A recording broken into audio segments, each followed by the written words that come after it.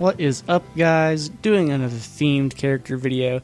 Today we're going to be taking a look at Hoxton, the fugitive of the Payday gang. Alright, let's go ahead and take a look at the setup that we're using. We're using akimbo Bernetti primaries. We're using a Thompson submachine gun secondary, Nova Shank melee, concussion grenade throwable, Crook perk deck, lightweight ballistic vest, and packing doctor bag deployables. Let's go ahead and look at the mods that we're using on our guns real quick. Using the size doesn't matter suppressor, concealment modifier, engraved grip, and the elite slide. I didn't pick up the extended magazine because of concealment reasons. Now on the Thompson, we'll be using the stubby barrel, medium suppressor, concealment modifier, discreet foregrip, no gadget, discreet grip, no sight, and the QD sling stock. Going ahead and taking a peek at our skills. We of course have Combat Dr. Ace to give us aced med bags. Picked up Iron Man, Shock and Awe, Bullseye, Die Hard Aced, things like that so that we could have a bit more armor. It ultimately didn't really make that big of a difference except for in terms of chip damage from cops that are a great distance away. However, it just kind of seemed to fit with the character theme of the build since we were using Crook. Picked up Scavenger Ace just to pick up more ammo drops in case I needed them. Spare point and steady grip. Of course, picked up Sneaky Bastard and Low Blow, and Inner Pockets Ace to aid with concealment so that I could get maximum benefits from Low Blow and Sneaky Bastard. And of course, since we're working in the fugitive skill tree primarily, or I guess a good mixture of the ghost and fugitive skill trees, since we're playing as Hoxton, we have some pistol skills to assist our Bernettis, and also taking some skills in the Revenant tree to help with survivability and bringing ourselves back to life in case of a sticky situation. So without further ado, let's go ahead and take a look at our gameplay. Alright, so for this run in particular I decided to do it solo, except I'm using it with the new henchman bots this time around. Just hitting up a pretty basic jewelry store. I've talked about the bots slightly before, and not much has changed since then the henchman update. A lot of the stuff that was in the beta carried over, so there's really not a lot to talk about in that regard. Bots are good. You can give them skills, give them weapons. Rhinefield is really good right now, and various other things. But talking about this build in particular, of course this build is themed around Hoxton, which is why I selected akimbo weapons and the assault rifle.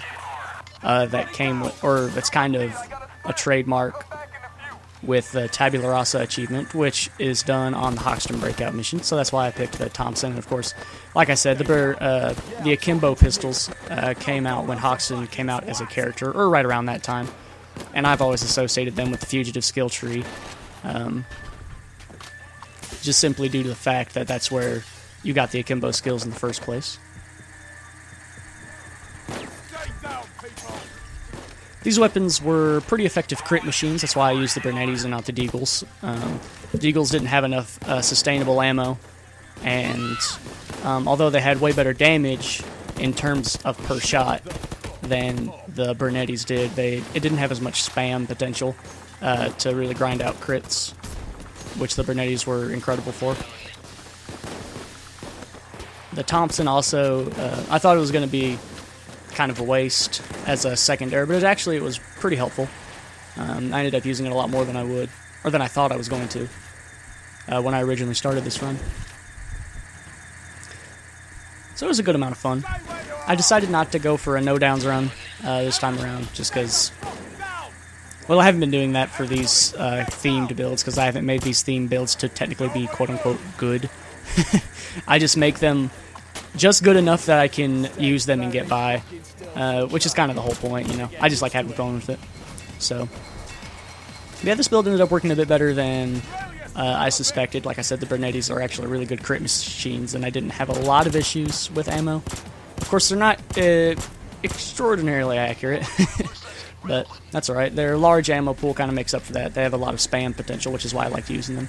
And even without the increased fire rate, I still got some pretty decent fire rate times later on down the road. We'll see that in a little bit.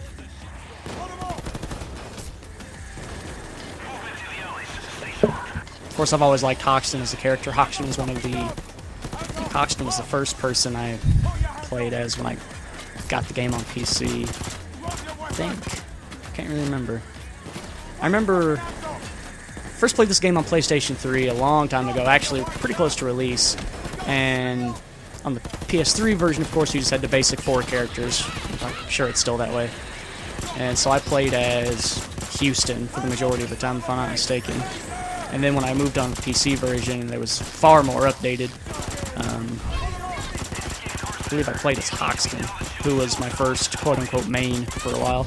It's kind of weird to say you have a main in Payday. Not really weird, but considering that there aren't buffs with the characters, it's just different voice lines and different skins on the character. Just playing as a different person, playing as a different person doesn't give you any unique skills or anything, so it's kind of weird to say that you main them.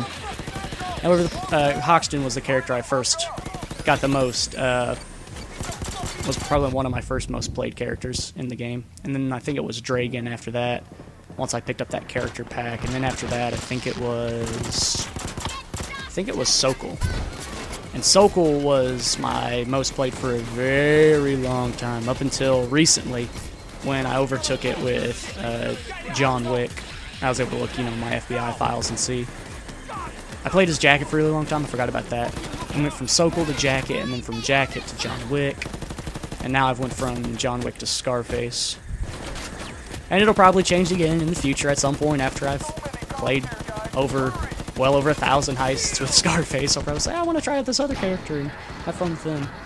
If my friend Brave Gun didn't play as Sokol all the time, I'd probably still play as him, honestly. But I don't want to take the character away from him because he really enjoys playing as him, considering it's one of the few character DLC packs he actually has. So, whoops, punch my mic.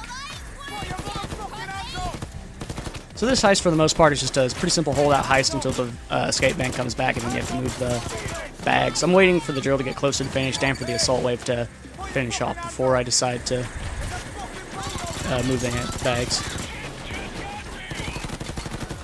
Crook as a perk deck has been doing a little bit better than I suspected. I actually was noticing dodge pretty frequently, and I didn't feel like I was getting completely eviscerated. The armor didn't really feel like it made a gigantic difference. I'm sure if I paid close attention, it would, but only in certain circumstances was the armor really providing a lot of coverage for me.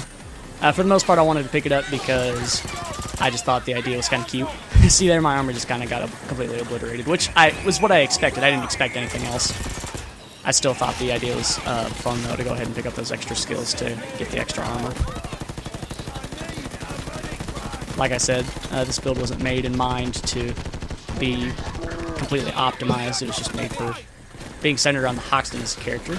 But the Crook perk deck definitely is usable on one down. Not nearly as versatile as Rogue, I would say, but it definitely is versatile and has its own strengths.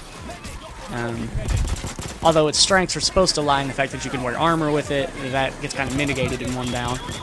But it's still usable if you just want to use Crook.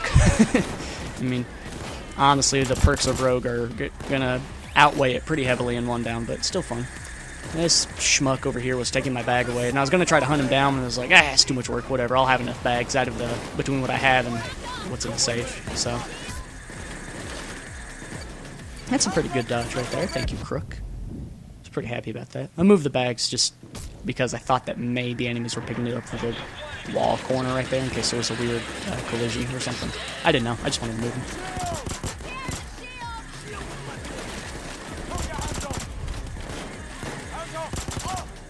Again, I really enjoyed using the Bernettis, and if it wasn't such a... It's not really even a steep skill point investment, honestly. I feel like when I make a quote-unquote better Crook build in the future, I'll bring back some akimbo weapons, I'm sure. So I'm pretty excited about that. Because like I said, I'm going to go back and do specialized, more quote-unquote optimized builds for each of the perk decks, especially since some of them are going through recent changes. Crook in particular, along with Crew Chief, Gambler, Infiltrator, some other stuff, Sociopath as well. Received some changes with the Henchman update just a day or so ago. Crook got some extra dodge. Rogue got some extra dodge as well, about 5 extra dodge due to the fact that you no longer dodge during damage grace period. Which, honestly, it hasn't really affected it a lot of things all that much. It maybe has affected being in a lot of heavy gunfire and trying to square off against a turret, but honestly, if you ask me, it hasn't made too big of a difference.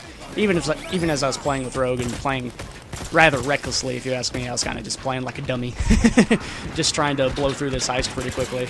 I still managed to breeze through it, even with Crook, so I didn't feel like the changes were that significant.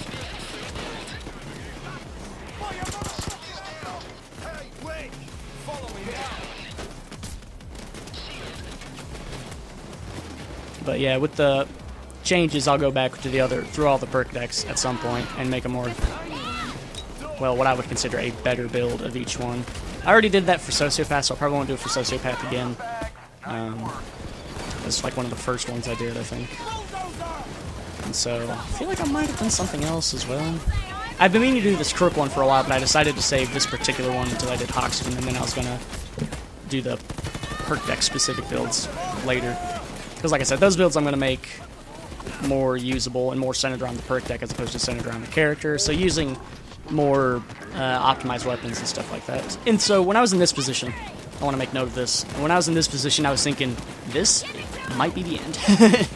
Both my medic bags are laid down, I'm far away, I've got a few concussion grenades, maybe I can make it. So I decide to go Rambo mode with concussion grenades and try to pick my spots very wisely. And dodge also was just, Crook was just being awesome to me. Again, my armor was kind of getting one shot. It wasn't that big of a deal though. Honestly, I feel like if Crook got the buff to where even if it just had like 1 second or, you know, forbid 2 seconds of invulnerability, kind of like armor. You know, because when you think about it, Rogue has perks to it as well, like the fact that you can swap weapons really fast, you get to pierce enemy armor.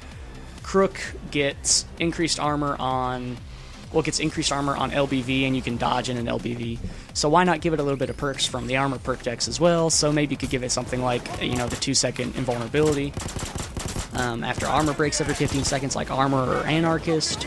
Or, you know, just give it some other small buff that would kind of put it on par with some other perk decks. That's something I would like to see through all the perk decks. Not anything to make them, like, busted or broken, but, you know, give them little tweaks that would just put them on par with some of the better perk decks. Simply because I feel like perk decks are a thing that there shouldn't be objectively better ones. It should all be about preference. You know, people have talked with me about this before and said, you know, this game isn't as hard as other games, or like isn't as hard as the first game. There's just so much stuff to, there's so many overpowered things in this game, and I never really considered it a matter of certain things being overpowered. I just considered it always being a matter of versatility.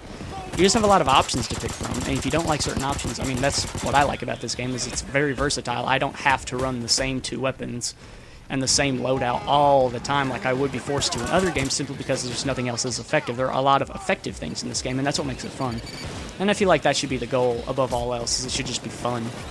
Thankfully, I managed to go ahead and get all my bags into the van here for all my stuff in. Had a lot of fun with this build. Definitely can't wait to revisit Crook in the future with a more optimized build. Well, I say optimized, but a build a bit more suited for my taste than just playing as Hoxton. But regardless, guys, as usual, thank you guys so much for watching.